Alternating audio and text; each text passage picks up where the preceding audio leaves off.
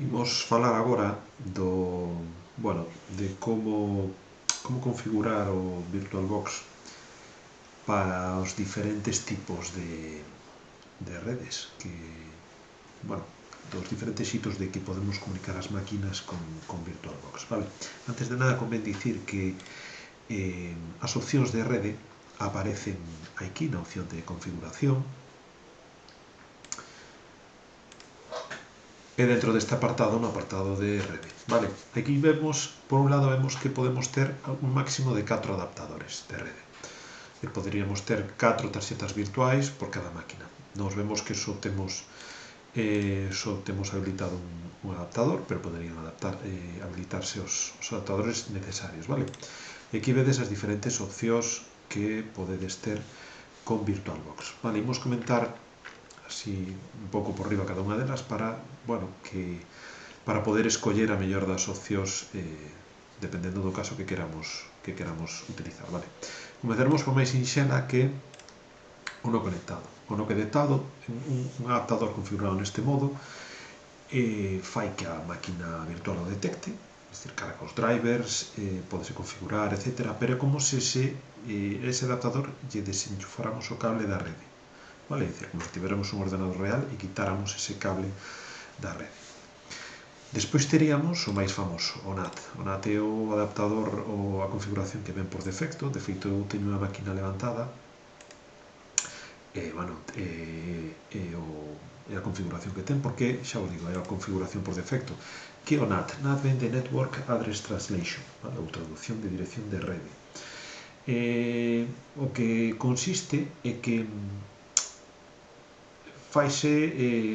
utilízase o VirtualBox como se comporta como se fose un router, vale?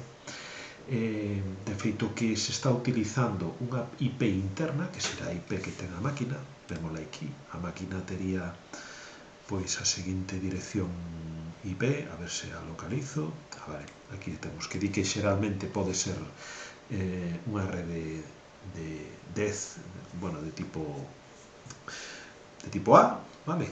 10.0 o que sexa. E que máis? Un segundo. Sí. Despois teremos a IP, que non me acordaba, despois teremos a IP pública, vale? Que a IP pública ou a IP do outro lado, que será a IP do ordenador, da máquina real, co cal este NAT que nos permite ter esa saída a internet. Por eso é a máis sinxela, dun xeito totalmente automático e transparente, temos saída dende a máquina virtual a internet, vale? Sen que nos fixéramos nada e sen ter que configurar nada. O único que temos que ter é aquí no adaptador de rede, na configuración, deberedes ter conectado aquí, vale, deberedes ter na configuración de IP versión 4, deberedes ter o DHCP, vale? Que automáticamente, porque VirtualBox ten un servidor de DHCP que é o que nos proporciona esta IP automáticamente e o que nos tamén está facendo servicio, non ao servidor de DHCP, senón o VirtualBox está facendo ese servicio de routing, vale? Convén apuntar que non é un NAT completo. Un NAT completo estaría composto de ese NAT, Source NAT, o NAT en orixe, e DNAT, Destination NAT, o NAT en destino, vale? Neste caso só se faría o Source NAT, é dicir, só se faría a traducción sempre cando o paquete saíse da máquina virtual hacia fora, vale? No caso de que alguén de fora quixera comunicarse coa máquina virtual non sería posible, porque ese router descartaría esa comunicación, vale? Porque só se faría esta traducción nun único sentido. Por eso, dende esta máquina podemos conectarnos a internet, pero dende fora non nos podemos conectar a esta máquina. Ok, vale. O seguinte tipo sería a rede NAT, vale? Aquí o temos. Este sería o seguinte tipo. A rede NAT é un pouco, trata de solventar esta problemática implementando os dous tipos de NAT, tanto source como o destino, o de orixe como o destino, vale?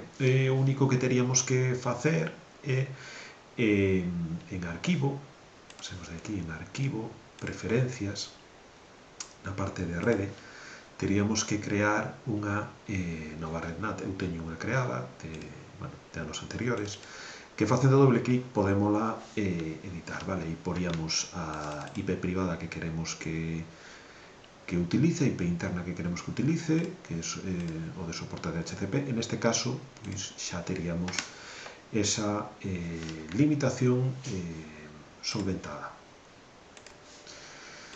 Ben, seguimos vendo un pouco os tipos de opcións que temos, e outro dos máis famosos é o adaptador ponte, vale?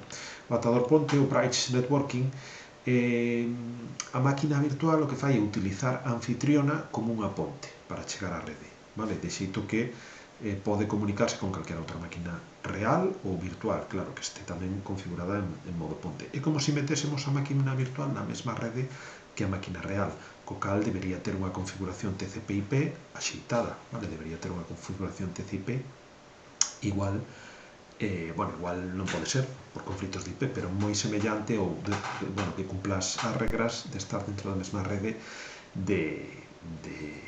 que a máquina real, vale?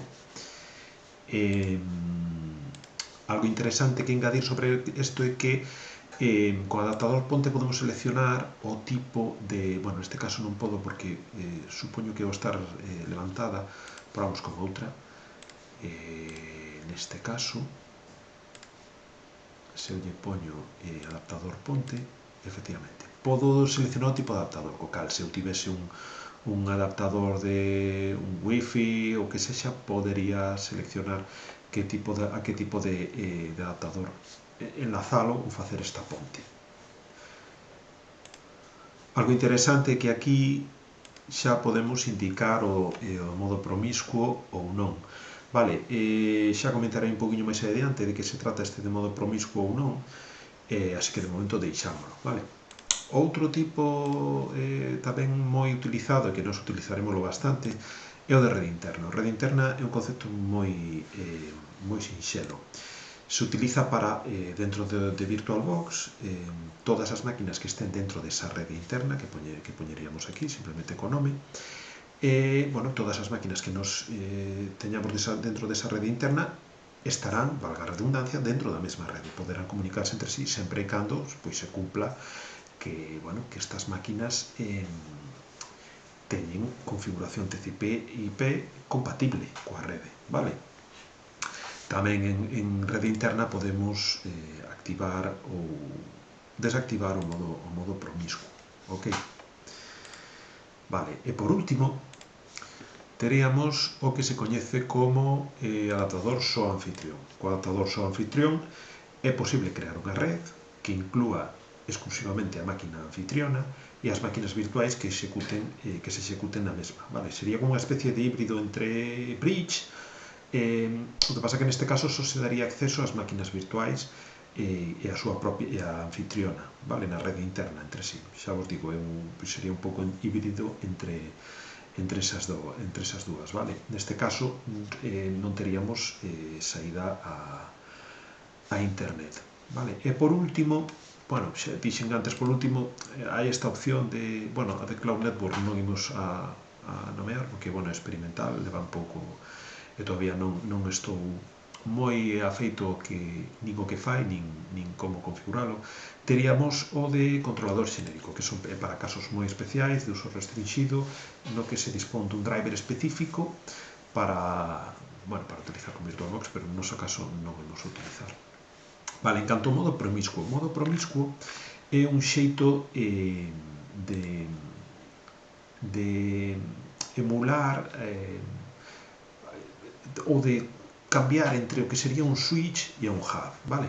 Xa sei que non sabemos moi ben nin o que é un switch, nin o que é un hub, pero, por definición, unha red conmutada trataríase dunha rede que se caracteriza por tratarse de, por utilizar conmutadores ou switch, vale? Un switch é un equipo que discrimina, é dicir, cando lle chega unha mensaxe, sabe con quen ten que comunicarse, é dicir, non difunde esa mensaxe a todos os os equipos que están conectados nese switch, vale? Sin embargo, un hub sería o contrario, sería un equipo como de difusión, vale?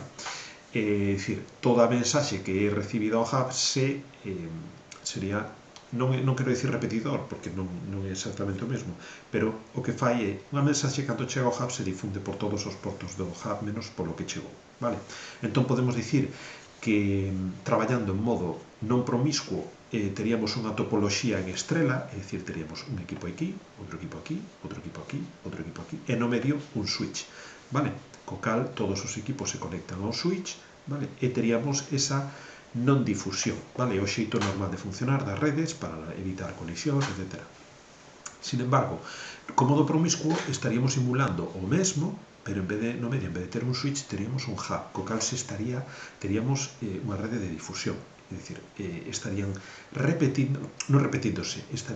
cada mensaxe que se enviase ao hub sería reenviado polo resto de portos. Xa vos digo que isto a nivel un uso normal non ten ningún tipo de sentido, e máis perdese moita eficiencia, de feito xa non se utilizan este tipo de dispositivos, pero ten moito sentido cando queremos utilizar software como poden ser os sniffers, vale? Software que o que fan é coller toda a información que circula pola red. Nese caso sí que teríamos que utilizar o modo promiscuo, vale? Xa o comentamos, por exemplo, na rede interna, teríamos que indicar que na máquina que queremos instalar ese software, non no resto, porque senón degradaríamos moito as comunicacións, pois nesa máquina activaríamos o modo promiscuo, vale? Estaríamos capturando todo o tráfico da nosa subrede, vale? Bueno, e con isto queda visto todas as opcións de conexión que ofrece VirtualBox.